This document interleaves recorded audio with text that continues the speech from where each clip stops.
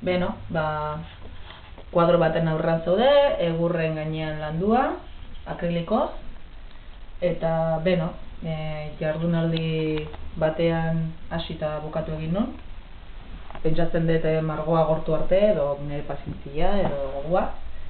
Eta beno, zer esan nahi nun, edo zer den, edo bazakit. Netzako da naturaren sormena.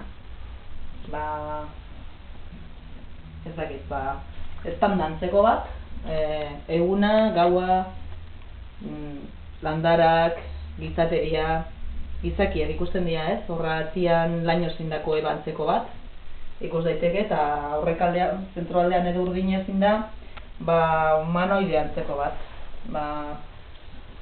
Gizon bada, emakume bat ez dakigu. Tximinoa, auskalo, ez?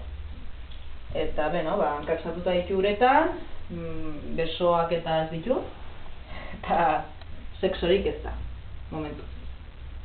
Baina, bueno, oso hiletsua dela ematen du, ez?